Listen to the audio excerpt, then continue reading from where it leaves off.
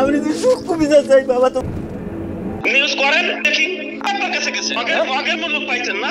পানি চাওয়ার অপরাধে নির্যাতনের মাত্রা বাড়িয়ে দিয়েছিল খুনিরা।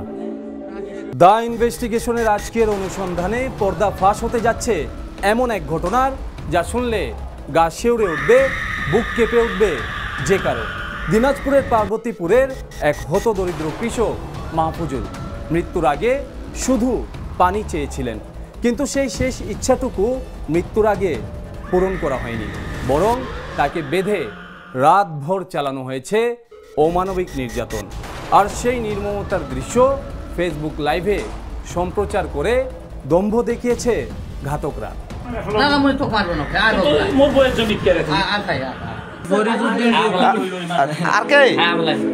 গত 4 সেপ্টেম্বর দিনাজপুরের পার্বতীপুরে কৃষক মাহফুজুলকে এমনই এক বর্বরতার শিকার হতে হয়। হাজার আকুতি করেও প্রাণে রক্ষা পাননি মাহফুজুল। পানি চাইলেও তাকে দেয়া হয়নি, বরং পানি চাওয়ার অপরাধে নির্যাতনের মাত্রা বাড়িয়ে দিয়েছিল খুনিরা। এই নৃশংস ঘটনার পুরো দৃশ্য ফেসবুকে লাইভ করা হয়। প্রশ্ন উঠছে, মাহফুজুলের প্রকৃত অপরাধ আসলে কি ছিল? কেবল পরকীয়ার অভিযোগ, নাকি এর আড়ালে ছিল অন্য কোনো গভীর ষড়যন্ত্র? মাহফুজুলের বাড়ির সামনে পৌঁছাতেই শুরু হয় বিলাপ।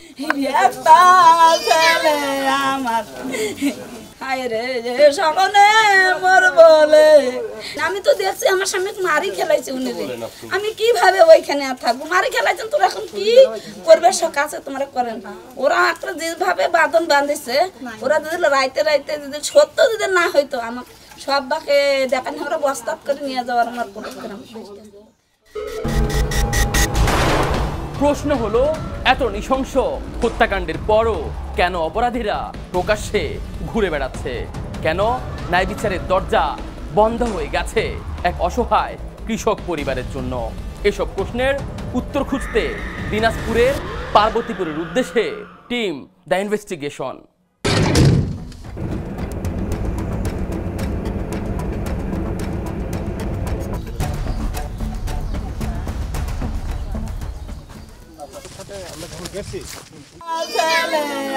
স্ত্রী এখনো স্বামী হত্যার মামলা দায়ের করতে পারেননি। থানা মামলা না নেয়ায় স্বজনরা আমাদের সামনে কান্নায় ভেঙে পড়েন। কেউ কেউ আবার আকুতি জানাতে গিয়ে পা পর্যন্ত ধরে ফেললেন প্রতিবেদকদের। প্রশাসন কেন এটারে বুদ্ধি করতে দিচ্ছে না বাবা? আমি এটা চাই।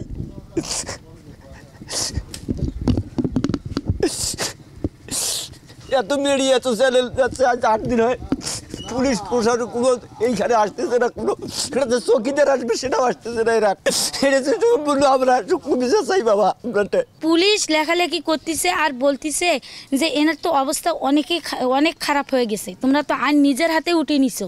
মানে ওখানে তো 3 জন যারা মারছে, ওই 3 জন তো স্বয়ং ছিল দাঁড়ে। ক্যামেরা দেখে পুলিশ ফাঁড়ির সামনে মামলা না নেয়ার প্রতিবাদে বিক্ষোভ শুরু করেন স্থানীয়রা। এ সময় পার্বতীপুর থানার ওসির অপসারণের দাবি জানাতে থাকেন বিক্ষোভকারীরা।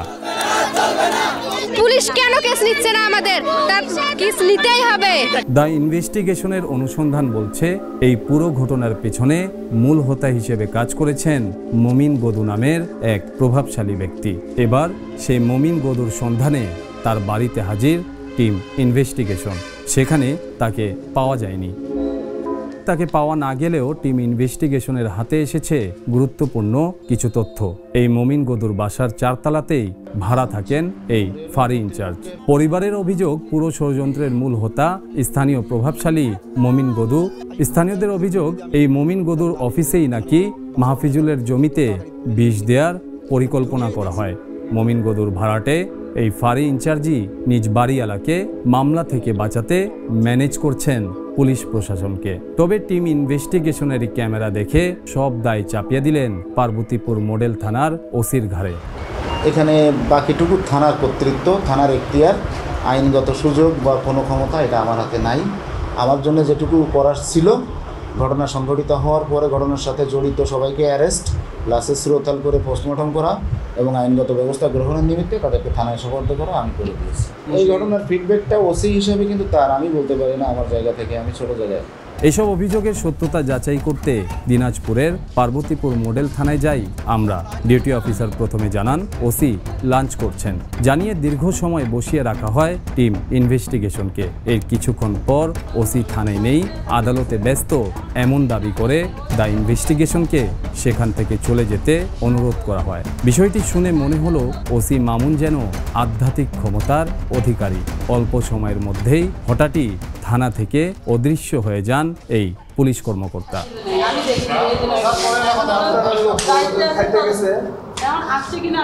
রহস্যটা আসলে কোথায়? প্রতিবেশীরা জানান কয়েকদিন আগেই বিষ দেওয়ার ঘটনা ঘটে। সেই বিরোধ থেকেই পরিকল্পিতভাবে তাকে তুলে নিয়ে গিয়ে হত্যা করেছে ঘাতকরা। 2টার সময় বাড়ি আসি দেখছি ওনাকে বান্ধি মারছে। চিল্লাচিল্লির পর আমরা এই গ্রামে খবর দেয়, এই গ্রাম থেকে তোরা যায়, থানা পুলিশ যায়, তখন তাকে নিয়ে আসে। আসি ঘর দেওয়ার ঢুকিতে আমি তার নারীরা ধরে দেখি, মানে এটা বাঁচবে না, এটা যত তাড়াতাড়ি মেডিকেল নিয়ে যেতে পারেন। আমি ঢুকিয়েই দেখছি, দেখার পর বাড়ি করে নিয়ে গেছে, যা আমি বাড়িতে গেছি, পরে কিছুক্ষণ পর শুনতে নাই মারা গেছি। টিম ইনভেস্টিগেশনের হাতে আসে একটি ভিডিও, যেখানে বিষ দিতে গিয়ে ধরা পড়া এক ব্যক্তি স্বীকারোক্তি দিচ্ছেন কারা এই পরিকল্পনায় জড়িত ছিলেন। 1 তারিখে ধান খেতে মাহফিজুলের ধান খেতে দিছে, বিষ দিয়ে ধানকে জ্বালাই দিছে। জ্বালাই দেওয়ার পর 2 তারিখে এই মানে থানায় নিয়ে গেছিল, 2 জনকে ধরছিল আর কি। শুধু তাই নয়, মৃত্যুর আগে মাহফিজুল নিজেও বলে গিয়েছেন রাসেল, গরিবউদ্দিন, বকুল ও তাগিদ এই 4 জন তাকে পিটিয়েছিলেন রাতভর। দ্য নিউজের অনুসন্ধানে উঠে আসে এরা সবাই কোনো না কোনোভাবে যুক্ত আছেন জমি দখলের বিরোধে। টিম ইনভেস্টিগেশনের হাতে আসা একটি অডিও, যেখানে থানার ওসি নিজেই প্রভাবশালীদের নাম বাদ না দিলে মামলা গ্রহণ করা হবে না বলে জানাচ্ছেন ভুক্তভোগীদের। এমনকি ভুক্তভোগীর ছেলেকেও আসামি বানানোর হুমকি দেন এই পুলিশ কর্মকর্তা। যে ঘটনা ঘটছে সেই ঘটনার মামলা হবে, মিথ্যা মামলা হবে। এখানে মিথ্যা মামলা কোনো আশ্রয় নাই। জিডি করা আছে আমাদের এই ঘটনার বিষয়ে, জিডি করা আছে, কিছু আসামি চালান দেওয়া হবে, টোটাল তদন্তের প্রয়োজন আছে। তাদের আসামি চালান দিচ্ছি, তার মধ্যে এখন জড়িত নাই, তাও চালান দিচ্ছি, ধরে আপনারা দিচ্ছেন, জোর করে ধরে দিচ্ছেন। এই মায়ের ভিডিও পর্যন্ত আমার কাছে আছে, আমাদের সন্তানের কাছেও ভিডিও আছে। এখন বয়ান দেওয়ার জায়গা, একটা ঘটনা ঘটছে, একটা মানুষ মরে গেছে, এই মরা মানুষ নিয়ে আপনার ব্যবসা শুরু করছে। ঠিক আছে, আপনারা যদি এতই যদি বুঝেন, আমি বললাম দিয়ে যান, আপনারা দিবেন না। ঘটনার বিষয়ে দিনাজপুরের পুলিশ সুপারের সঙ্গে কথা হলে প্রশ্ন করা মাত্রই ক্ষোভে ফেটে পড়লেন এই পুলিশ কর্মকর্তা। টিম ইনভেস্টিগেশনকে এই ঘটনা বাদ দিয়ে অন্য কোনো কাজ করার পরামর্শ দেন তিনি। এই হত্যাকাণ্ডের 8 দিন হলেও থানা কোনো মামলা নিচ্ছে না ভাই, এই বিষয়টি কি আপনার নলেজে আছে? কেন বলতেছেন যে ওসি কেন মামলা নেবে না? কেন বলতেছেন? আপনার কাছে গেছে, মগের মূল্য পাইছেন না, মগের মূল্য পাইছেন না, যারা মারছে তাদের নামে মামলা না নিয়ে একটা গ্রুপের নামে মামলা। মানে কি ভাই মামলা নিবেন না? এটা কার নামে মামলা হচ্ছে সেটা আপনারা পরবর্তীতে চার্জশিট দিবেন, অথবা আদালত দেখবে বিষয়টা। কেন মামলা নিব? নিউজ করেন দেখি। প্রকাশ্যে ঘটে যাওয়া এই হত্যাকাণ্ডের মামলা নিতে এত গড়িমসি কেন? আর পুলিশের এ ধরনের আচরণ আরো বেশি সন্দেহ বাড়িয়ে দেয় আমাদের। এই বিষয়ে মাহফিজুলের পরিবারের সঙ্গে কথা হলে তারা জানান পেছন থেকে পুরো ঘটনার কলকাঠি নাড়ছেন মমিন গদু। পেছন থেকে কলকাঠি নাড়া মমিন গদুর বিরুদ্ধে এর আগেও ধর্ষণ ও হত্যার অভিযোগে মামলা হয়েছে। তখন আওয়ামী লীগ নেতার ছত্রছায়ায় ধরা ছোঁয়ার বাইরে ছিলেন তিনি। আর বর্তমানে তাকে প্রশ্রয় দিচ্ছেন তার ব্যবসায়ী পার্টনার বিএনপি নেতা রেজানুল হক ও তার ভাই মিনহাজুল হক। প্রকাশ্যে হত্যাকাণ্ডের পর এই ঘটনায় মামলা না নেওয়া শুধু আইন শৃঙ্খলা নয়, বরং মানবাধিকারেরও চরম লঙ্ঘন। এরকম ঘটনা ঘটতে থাকলে পুলিশ ও আইনের উপর থেকে মানুষের আস্থা কমে আসবে বলে জানিয়েছেন এই মানবাধিকার কর্মী। পুলিশ সাজেশন দিতে পারে না যে তাকে একে বাদ দাও আর তাকে ধরো, এটা পুলিশের কাজ না। পুলিশ চার্জশিট দিবে বা তদন্ত করে ফাইনাল রিপোর্ট দিবে, আদালত বুঝবে কাকে রাখবে কাকে রাখবে না।